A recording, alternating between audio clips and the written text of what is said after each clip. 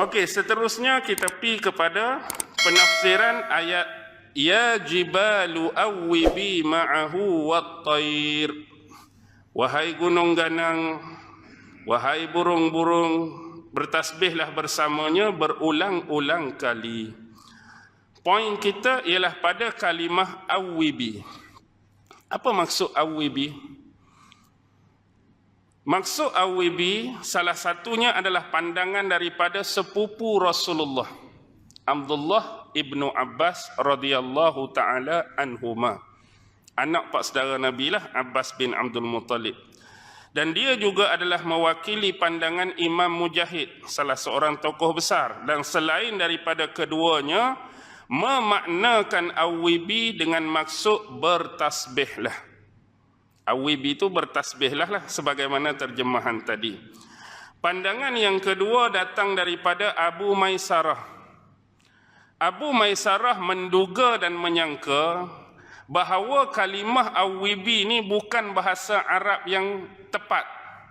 Bukan bahasa Arab itu sendiri saya nak habaq, tapi dia bukan merujuk, perkataan ini bukan asal daripada bahasa Arab yang betul, tetapi kalimah awwibi ini ialah bahasa daripada bangsa Habsyah.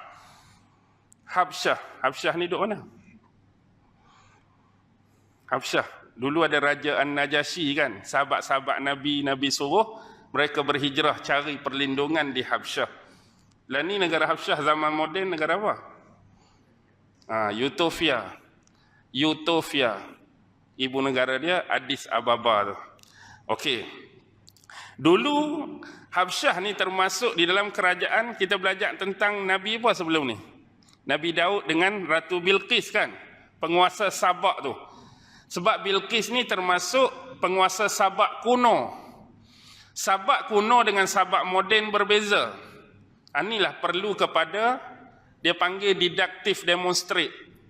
Yang ni penting untuk ulama-ulama Islam tahu.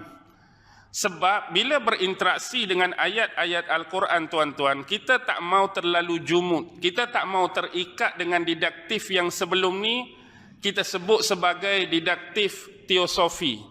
Kita sebut sebagai didaktif historik.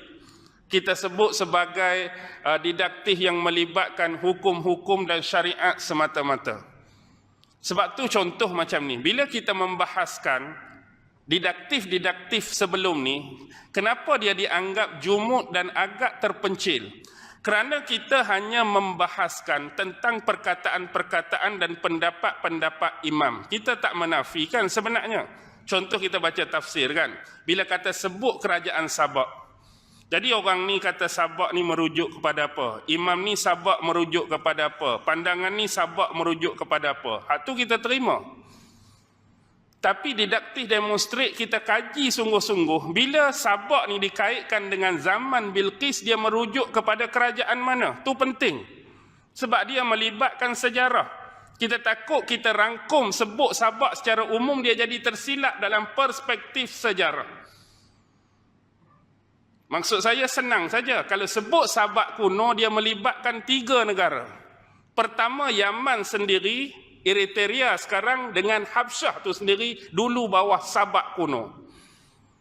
Bila mari zaman moden, dia sebut Sabak yang moden tu baru betul-betul bawah kerajaan Yaman tanpa melibatkan 2 negara lain tadi. Faham tak maksud saya tu? Sini mungkin boleh jadi kesilapan kalau kita tak memahami didaktif ini secara demonstrate.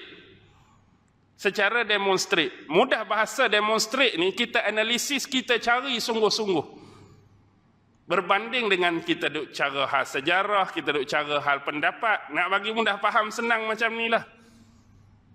Duk mana kapal Nabi Nuh? Kapal Nabi Nuh, kita kata berlabuh kat mana? Kita masih lagi duk main pandangan-pandangan. Oh, imam ni kata berlabuh sini. Imam ni kata berlabuh sini. Imam ni kata berlabuh sini. Dia duk alang kertas. Apa yang Mak Saleh buat, apa yang orang putih buat, mereka dah pikul beg cari tempat tu sungguh-sungguh. Bukan duk main, ni pandangan duk sini, pandangan duk sini. Bukan kata benda tu tak bererti. Benda tu kita kena hormat sebagai salah satu bentuk pandangan. Tapi dalam banyak-banyak pandangan tu mesti ada hak paling benar, hak paling tepat. Dia tak boleh jadi 2-3 tempat. Lepas tu hak kita duk bergaduh mana biasanya? Kita sini. Oh, imam ni mengatakan sekian-sekian. Hadis ni tak sahih. Ni popak-popak duk main sini. Orang lain pikul beg cari dah tempat tu. Kita buat ke tak benda tu? Kita buat ke tak benda tu? Siapa yang buat dulu? Mereka yang buat dulu. Mereka pergi kaji, mereka pergi start berjalan, mereka pergi cari. Itulah kena ada didaktif demonstrate tu. Nak membuktikan kebenaran benda tu. Bukan setakat berlegar hanya setakat pandangan-pandangan imam semata-mata. Tanpa kita menafikan ketokohan dan ilmu mereka dalam mengeluarkan pendapat tu tak. Tapi buat kerja secara analisis dan betul dari sudut kajian dan pencarian. Okey. Seterusnya, Abu Maisarah menduga tadi ialah perkataan Habsyah tadi. Tetapi ulama menyebut fihi nazar. Bila ulama sebut fihi nazar, maksudnya pandangan ini masih lagi diragukan. Masih lagi dipertikaikan kebenaran dia. Betul ke tak perkataan ni bukan perkataan bahasa Arab yang asli tetapi asal perkataan Habsyah. Sebab sebahagian ulama lain menyebut awibi ni daripada kalimah at-ta'wib. At-ta'wib bermaksud menjawab.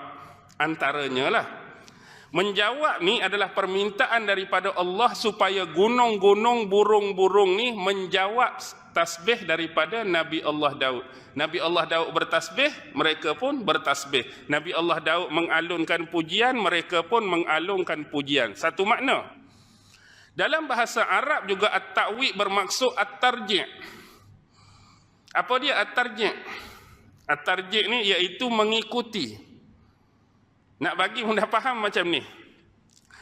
Bila kita tengok seorang penyanyi lah kita kata, seorang penyanyi. Ada masa-masa tertentu bila dia menyanyi rangkap pertama, dia seorang. Bila dia menyanyi rangkap kedua, dia seorang.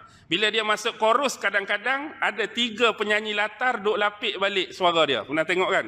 Standard lah tu tak? Jadi dia boleh menyanyi tu, orang lain duk lapik 3 orang. Ya ke? Ataupun perkataan yang sama digunakan. Tujuan dilapik perkataan tu nak bagi apa? Nak bagi lagi lagu tu tak sedap ke? Lagi lagu tu sedap sebenarnya? Nak bagi apa Pak? Hak penyanyi latar, nak bagi lagi harmoni, lagi merdu, lagi ada keragaman variasi dia punya tone apa kita tak reti lah saya hak tunya. Cuma nak habaknya buat lagu tu jadi sedap. Kecuali hak menyanyi tu tak sedap. Nah, macam itulah ikut sekali bersama dengan Daud bertasbih dan mengalunkan pujian. Walau bagaimanapun ada seorang lagi imam lughah iaitu merujuk kepada Abul Qasim atau nama sebenarnya Abdul Rahman bin Ishaq Az-Zujaji. Imam Zujaj, terkenal tokoh lughah. Imam Zujaj ni dia banyak kitab. Salah satu kitab dia antara yang terkenal ialah Al-Jumal. Dalam kitab Al-Jumal ni dia ada satu bab. Fi babin nida. Menceritakan tentang bab ayat seruan. Ya jibalu, ya tu kan harfin nida. Dia kata kalimah ta'wib ini bermaksud berjalanlah bersama dengannya secara keseluruhan hari, sepenuh hari. Tapi konteks waktu pada waktu siang. Tu maksud ta'wib. Berjalanlah bersama dengannya pada waktu siang secara keseluruhan, secara sehari penuh. Lawan bagi kalimah ta'wib ialah al-is'ad. Sama juga. Tapi konteks waktu tu berbeza. Berjalanlah bersamanya kalau al-is'ad pada waktu malam secara sepenuhnya atau keseluruhannya. Jadi Imam Ibn Katsir bila dia mendatangkan pandangan Az-Zujaj ini dia menolak. Sebab kami belum pernah menemukan makna seperti ini di dalam tafsir-tafsir ataupun kitab-kitab ataupun penulisan yang lain. Tapi kami tak tolak dari sudut bahasa tu betul. Bahasa yang dia bagi betul. Berjalanlah bersamanya pada waktu siang secara penuh. Betul takwid dari sudut lughah. Al-is'ad juga berjalanlah bersamanya pada waktu malam sepenuhnya betul. Tapi nak ikut konten, nak nisbah dengan cerita ni, berjalan bersamanya tu yang tak betul. Sebab Allah suruh bertasbih. Bukan salah pada makna dia letak tu, tapi konten nak nisbah dengan apa yang berlaku pada ayat ni tu tak masuk. Tu maksud Al-Imam Ibnu Katsir.